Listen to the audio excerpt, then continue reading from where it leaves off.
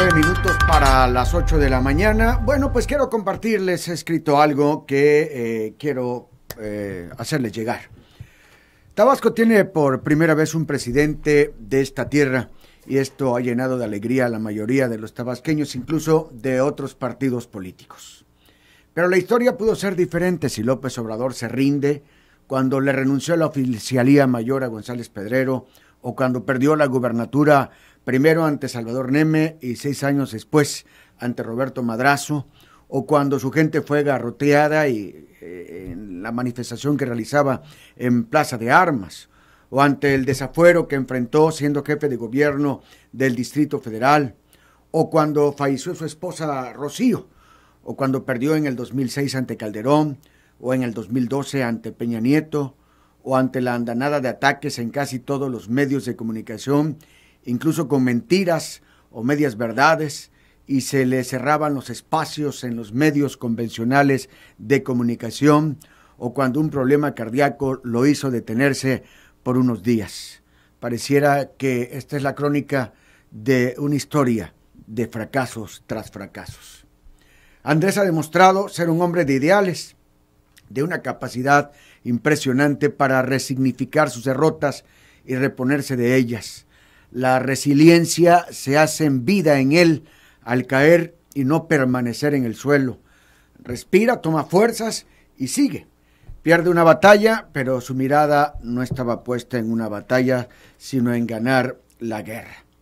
Sus adversarios lo consideraron liquidado una y otra vez, y en cada ocasión logró reponerse del golpe y volver a hacer camino al andar, hasta capitalizar todas sus experiencias y llegar a la meta trazada. Aún recuerdo aquellos días aciagos en los que solo un puñado de indígenas y unos cuantos líderes y algunos ciudadanos creían en él. Eran tiempos de insultos, de segregación para su familia y los que se atrevían a simpatizar con él. Me emociona hoy recordar a su esposa Rocío, que le acompañó a su aventura en el Instituto Indigenista, en el salto al vacío sin red de contención al que se lanzó al aceptar ser el candidato a la gubernatura del estado por el Frente Democrático Nacional y luego al PRD. Cuando renunciar al PRI o militar en un partido diferente siendo real oposición significaba la muerte política y social. Rocío Beltrán, que en paz descanse, fue su apoyo, inspiración y consejera, su administradora y su freno, a la vez que su impulso. Lo hacía tocar tierra cuando su ego lo empezaba a marear, pero también era su impulso cuando el golpe de ánimo le bajaba la guardia. Rocío fue víctima de insultos y empujones. Fue expulsada de la sociedad y los dejaron de invitar a cualquier reunión social. Sus hijos casi no eran invitados a fiestas infantiles de sus amiguitos y la gente le hacía sentir de alguna manera que no eran apreciados. Ella pasó más malas que buenas con Andrés Manuel y se sobrepuso. Era tierna, pero era a la vez fuerte. Su carácter le hacía tomar el liderazgo en casa y en algunas ocasiones casi hacía actos de magia con los pocos bienes que tenían cuando vivían en su casa de Galaxias, sobre todo cuando Andrés le pedía que le diera algo de comer o alguna ayuda a las muchas personas necesitadas que lo iban a visitar, a pedir apoyo o a pedir consejo o ayuda. Rocío le acompañó desde que contrajeron matrimonio hasta que la muerte los separó, víctima de una grave enfermedad cuando él era jefe de gobierno del entonces Distrito Federal. Recuerdo vagamente a Andrés Manuel, muy joven, en la casa de mis papás, platicando de política con mi papá Jesús Sevilla Zurita, quien le tuvo gran aprecio. Decía mi padre que Andrés Manuel era un idealista y que los idealistas sufren mucho en política. Luego Andrés renunció al gobierno de Enrique González Pedrero y luego al PRI. Aceptó la candidatura al gobierno de Tabasco por el Frente Democrático Nacional. La gran mayoría de los medios de comunicación alimentados por gente del gobierno del estado dijeron muchas cosas de Andrés Manuel, como que iba a quemar las iglesias, a quitar la educación particular y muchas otras medidas de este corte comunista, como el silenciamiento de los medios de comunicación, que en su mayoría no estaban silenciados realmente, sino más bien alineados. Tiempos de férreo control gubernamental a la prensa en general, aquellos. Después de perder esa primera elección y denunciar el fraude del que fue víctima en el 89, un día me habló por teléfono y me pidió vernos. Lo recibí en mi casa, me contó de sus proyectos, me pidió que transmitiera sus comunicados. Accedí, pero también me pidió una entrevista. Y yo sabía lo que significaba entrevistar al principal opositor de Tabasco en aquellos tiempos. Sin embargo, le dije que sí. A esa primera entrevista llegó acompañado solo de Rocío, su esposa. Nadie lo acompañaba, pues. Y cuando le pedí que pasara a la cabina, Rocío le dio una bendición y se dispuso a la charla. Ya al aire lo cuestionó fuertemente, pero él parecía tener todas las respuestas. Desde ese tiempo, desde ese mismo día, empezaron los ataques hacia él y hacia Telereportaje, hacia mi persona y la XBA, estación de radio que nos albergaba en aquellos tiempos. Insultos, amenazas, peticiones de que me quitaran mi licencia de locutor a mí y a Fernando Pasos, la concesión de la estación de radio. Por cierto que hago un reconocimiento a Fernando Pasos de la Torre, que nunca flaqueó en defensa de la libertad de expresión, que nunca me dijo bájale o mostró temor. Fernando siempre estuvo comprometido con la verdad, con el periodismo abierto y objetivo. Fue mi querido amigo y aliado en el compromiso de informar sin mordazas.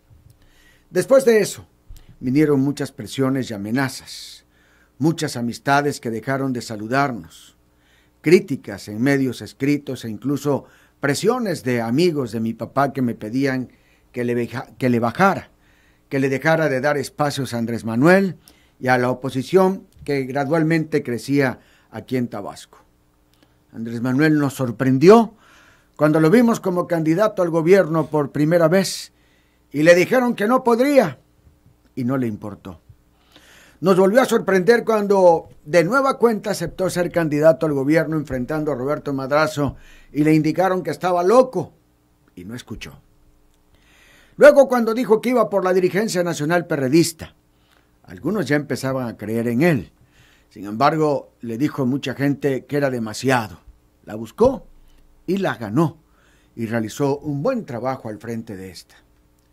Cuando expresó que iba por la jefatura de gobierno del Distrito Federal, volvió a sorprender y hubieron voces que de nuevo le dijeron que no podría. Sin embargo, lo logró y realizó un excelente papel como jefe de gobierno. Cuando por primera vez quiso ser candidato a la presidencia de la República, las voces desanimándole se escucharon de nuevo. Pero una vez más, se dejó llevar por su olfato y convicción y enfrentó las elecciones más competidas de la historia, en la que en medio de lo que muchos llamaron un gran fraude cibernético, perdió por una nariz. Después del fraude, se repuso de la derrota y una vez más lo intentó, y otra vez la pregunta generalizada fue, ¿no se dio cuenta? Ya le dijeron en las urnas que no, es un loco, orate, idiota. No sabían que Andrés Manuel ya estaba blindado, que Tabasco fue su laboratorio de aprendizaje, su gimnasio de ejercitar el músculo de la voluntad, de no escuchar el no se puede, la manera de ejercitar su libertad plena. Y sí, fue candidato por segunda vez y no le fue bien ante un bien parecido joven que prometía lo que este país no había tenido. No sé bien qué, pero prometía y de alguna manera sedujo a este pueblo.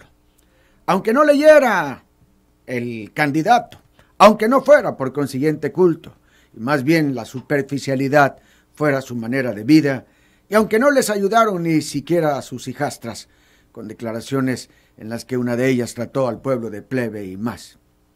Lo que Andrés Manuel llamó la mafia en el poder ganó una vez más en esa ocasión, en la persona de este hombre ávido de ser servido más que de servir. Volvió a ponerse de pie después del fracaso, una vez más a recorrer el país y visualizó que muchos de los que le acompañaban más bien lo traicionaba, y que la vía del partido que él había ayudado a construir, a Cuauhtémoc Cárdenas y muchos más, ya no era vía, ya no era camino. Y volvió a la locura de fiarse en la gente, de confiar en que lo que había sembrado a lo largo y ancho de México podría ser cosechado. Y entonces construyó ahora un movimiento partido, Morena, como la morenita, como la mayoría de los mexicanos, como esta raza que cae y se levanta y que no deja de celebrar a pesar de sus tragedias, y que siempre tiene fe y esperanza, y la llamó así, Morena, la esperanza de México. De nueva cuenta, se enfrentó al sistema, a las campañas de publicidad en su contra, al apartheid de los medios de comunicación, a la segregación de la cobertura de las entrevistas de carácter nacional, a las mentiras y medias verdades, a la comentocracia puesta de acuerdo con los poderes fácticos de este país, para disminuirlo y para destruirlo, si eso era posible. Y de nuevo este orate, como le dijeron entre otros los destacados Diego Fernández y Vicente Fox, este loco, como le llamó Yunes Linares, dijo, voy. Él confiaba en lo que había aprendido, pero más en lo que había tocado, conocido, comido, olido, escuchado, a través de lo ancho y largo del país. Pero confiaba todavía más en los que lo habían conocido, escuchado y tocado, y sabían que él no les podía dar nada, porque no repartía ni camisetas, ni pollitos, ni tejas, ni nada de lo que los convencionales políticos se hartan de dar. Se convirtió en el político más conocido, pero no a través de los medios de comunicación, sino en vivo, en persona, secuela de esa democracia de carne y hueso de la que hablaba Enrique González Pedrero. López Obrador, lo que le daba a la gente era esperanza. Y el orate se fue a la lucha final, convencido de que había algo mejor que el conformismo y el fracaso. Así, una vez más salió de su zona de confort en busca de su ideal, convencido que un México diferente puede existir y que el voto solo es un principio. Andrés y yo hemos sido cercanos, pero no tan cercanos como muchos creen, aunque tampoco tan lejanos como otros también calculan. El político haciendo lo suyo, yo comunicador estando a veces de acuerdo y muchas otras veces criticando su actuación. Él a veces aguantando los embates y otras defendiéndose. Nosotros tratando de estar siempre en nuestro lugar. Por cierto, qué difícil es ser amigo de un político. Y me detengo antes de terminar en dos temas, la amistad y el profesionalismo. Creo que siempre hemos sido amigos, que esta parte está salvada, aunque no deja de estar afectada por los sentimientos y las emociones. Por mi actividad profesional, que como he dicho, en ocasiones le ha criticado, pero que le alcanzamos a rescatar del marasmo de presuntos agravios, aunque el ahora presidente puede en algún momento, y por la razón que elija, decidir que esa amistad ya no existe. El profesionalismo puede ser complicado, incluso para los amigos. Es más, creo que para los amigos es más complicado, aunque los amigos de verdad entienden que un comunicador tiene que tratar a todos por igual en la tarea de informar, en la tarea de criticar. Escribir este documento ha sido para mí retroalimentación, pero también cuestionante y confrontación. Para finalizar, pido a Dios le dé a Andrés sabiduría, paciencia y sea justo en su actuar como mandatario. Que sepa escuchar a su pueblo, que sea magnánimo y sepa poner a cada quien en su lugar. Si no, lo señalaremos, lo confrontaremos, aunque sus defensores a ultranza nos ataquen. Es nuestra obligación, es nuestro compromiso. No podemos traicionar nuestra razón de ser. Todo aquel que votó por él, incluso quien votó por otro, tiene el derecho y la obligación de reclamarle, de señalarle si no cumple con lo prometido. Y pobre de él si se convierte en lo que criticó. Si al final es más de lo mismo, porque este mismo pueblo que hoy lo ha elegido, que lo cuida, que le ha demostrado gran cariño, mañana le podría dar la espalda si desvía su camino. Y pido a Dios que a nosotros nos dé la capacidad de ser buenos ciudadanos, trabajadores, productivos, honrados, respetuosos de las leyes y cívicamente comprometidos, porque por muy hábil que sea el pejidente, sin un pueblo que lo respalde en el trabajo y el combate a la corrupción, no lo podrá lograr. Yo no quiero que gobierne un partido, no quiero que gobierne un hombre, quiero que gobierne la paz, el amor, la justicia, el progreso y el orden. El nombre del gobernante puede gustar a unos y a otros no. Lo importante es que gobierne y lo haga bien. Ya son las 8 de la mañana con 6 minutos y con 30 segundos. En el sexo como en la vida,